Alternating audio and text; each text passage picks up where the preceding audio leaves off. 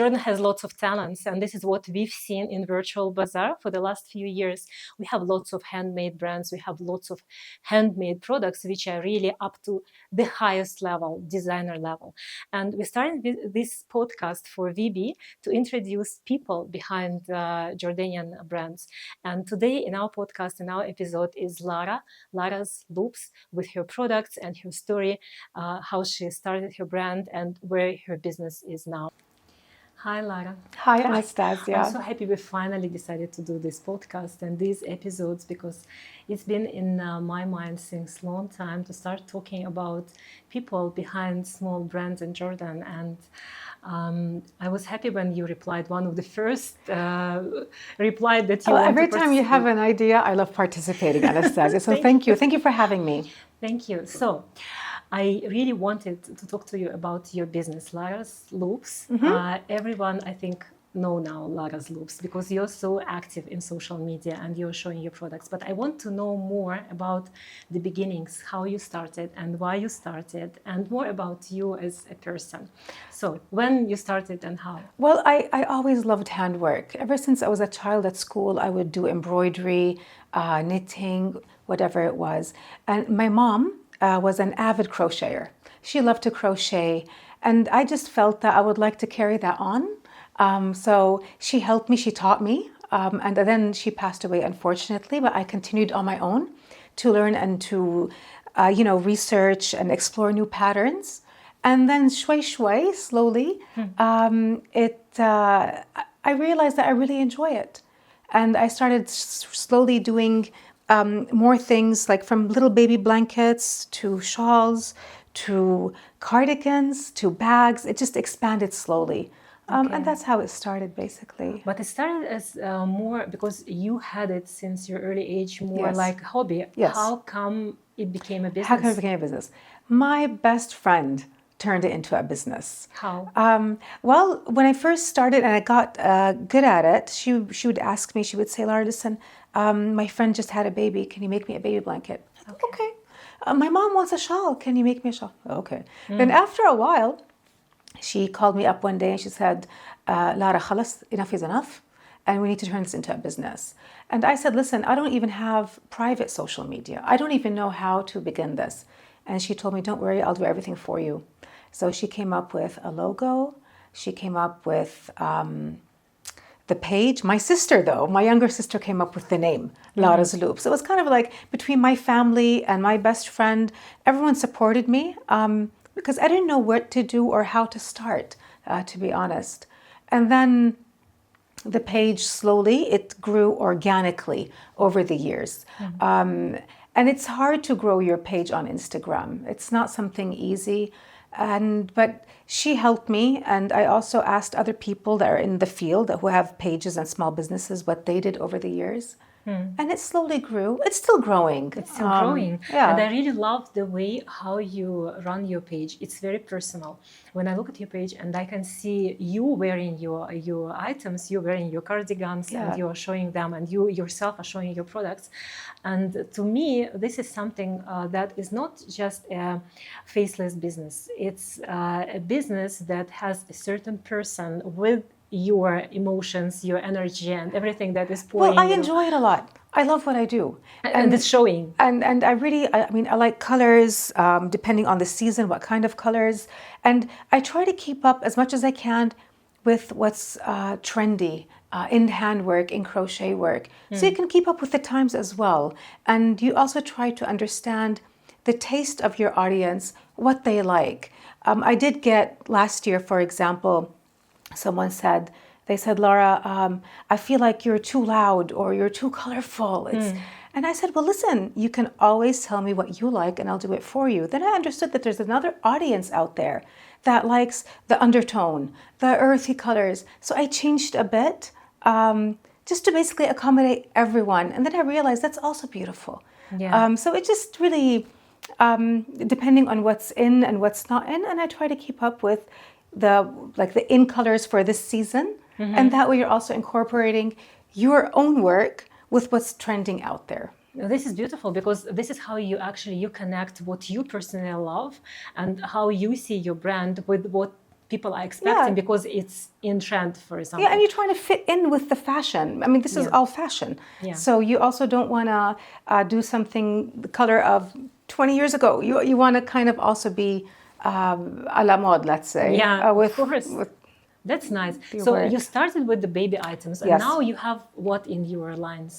We do, because not just me anymore. I have 4 lovely women that work for me. So you grew up and you have a team now. I have a team of 4 lovely ladies, super, super creative and very talented.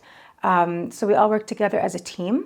And we currently do cardigans.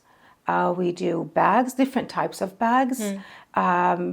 Long jackets, short jackets. We do summer dresses, beach bags. Nice. The line expanded from just little baby items into something much larger. Cardigans like this one that you are wearing, and the bags, like one of the types is like that one, like a clutch. Yes, so the clutches are really in right now. This is made of polyester yarn. So you can't really make this type of clutch with this kind of yarn. This is 50% acrylic. It will not hold shape. So you need something a bit harder. And these are in now. This is actually my #1 bestseller. And I try to also follow the trend of the colors and the season. Yeah. The cardigans, each cardigan takes about 2 weeks worth of work. Okay. So when somebody asks me to do something for them, it's not like 1 day, 2 days, it's ready. It's a proper handmade work. Everything. And it takes time. Yes, it takes time. From top to bottom is all handmade. Yeah. So you basically started as a solo producer. Yes. And then you grew gradually. How long it took you from the beginning to not the company, let's say a small business that you have now? How long it took you? I would say about 18 months. 18 months. When more orders started coming in, I couldn't keep up. So I needed help. And it was just a coincidence that this lady that I know, she contacted me. And I know that she's an avid crocheter. And she asked me if I needed help. And I said, yes, in fact, I do. And it just came like a blessing, that, and we discussed and all that. And she's been with me now for the past 4 to 5 years. Okay. And then as the work also progressed, there are a lot of underprivileged women out there that need work, and they don't leave their homes. And I heard about these ladies, and I also checked out their work, and they're also extremely, really well done work. And I brought them onto the team to help out. So we do have some ladies that only do the squares, for example. They don't do anything else. That's all they do. I tell them what colors I want, what kind of yarn I want. I supply them with everything. They don't have to leave their home. And they do all the work, and then it gets sent back to me. And then I decide what to do with all of that. Okay. So everybody in the team has basically their own little niche of what they're good at. Well, this is perfect scenario of, when you are getting your team, and then you can give to each person certain task, and he can be responsible just for this type of task. So what was the reason that you felt that you need help? What made you think so? Well, I became overwhelmed because, I'm more like a one-man show, and it can't work like that. Business. Like any small business, one-man show. And eventually it was not sustainable anymore. So what's mostly time consuming is the handwork. And I needed help with that. So all these ladies, we come together and I ask each one exactly what her task is to do, and they do it. And then another person might attach. So like this cardigan, for example, 3 people worked on it. It wasn't just one person. So we can end up with this final product. Yeah. And all this help that I currently receive, which I'm very blessed and grateful for, helped the business grow. It gave me more time to focus more on maybe the social media aspect, or to go out on the networking events, or to meet other people. So it gave me also more free time to focus on the core business and how to expand it, and not just sitting there working all the time. Exactly. It's like, when you start first, of course, you build the business and you understand how to start building systems inside your business. And then you understand that you can actually outsource something when you can give simple tasks to other people and you can keep bigger picture. And this is, I think it's very important for the mindset of an entrepreneur, because we have also other things, not only business. We have kids, we have families, we have homes, and many other things to handle.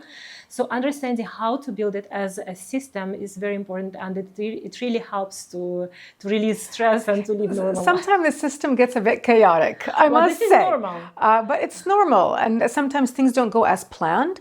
As long as I believe I never used to plan before. Mm-hmm. Everything used to be, in hayallah. But I realized once I sit down and I actually write a plan and try to execute one by one, you accomplish more. Mm-hmm. And I think you become more organized. Even your thoughts become more organized. Mm. And this is what I started to do 2 months ago. Mm-hmm. And it actually did help for me to, focus more on what's important. Yeah. And when you write down what is important, and I believe then you will actually try to execute that task. Because you prioritize. You prioritize it. Yeah. Otherwise, it gets stuck back on the shelf somewhere. Yeah. But you know what? And actually, this is very important, I think, to mention, especially when we are talking about the designer brand and small businesses owned by women and run by women. For us, creating plans and planning and scheduling, this is something that we can't physically do properly. This is normal that it becomes chaotic because our whole life is chaotic. So we can't be rational enough as men can, because their brains working differently and our lifestyle is very different. And we can plan whatever we want, but it will never go 100%. No, it can't go 100%. And if you try more than that, if you try to be always stick to a plan, it will make you overwhelmed and burnt out at the end of the day.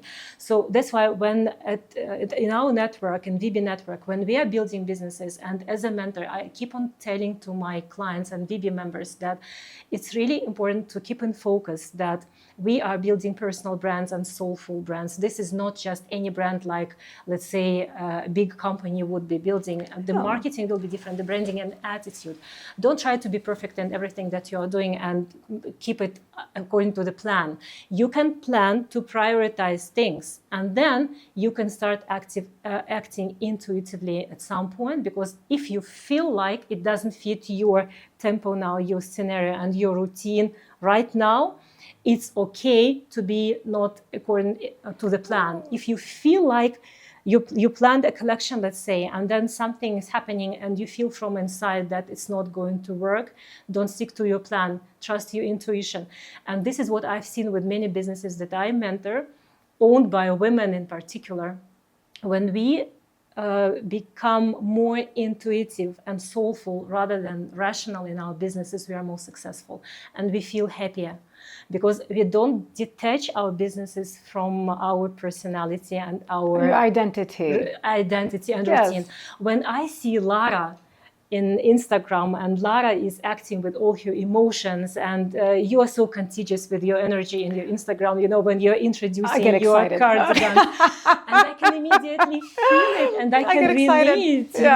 And it will be, I'm sure, people who are, you said, organically following you and they love your products, not only because they are nice. There are lots of people who are doing cardigans and making cardigans because they engage with you as a person and your contagious energy, and they want to get a piece of this energy together with your products. I love what I do. I mean, and I think that when everybody loves what they do, it doesn't feel like work anymore. Yeah. And I still call it sometimes my hobby, even though, yes, it did turn into a small business. But by the end of the day, it's something that I really enjoy doing. Yeah, and I'm grateful for that. This is very important. I think this is the most important thing of all.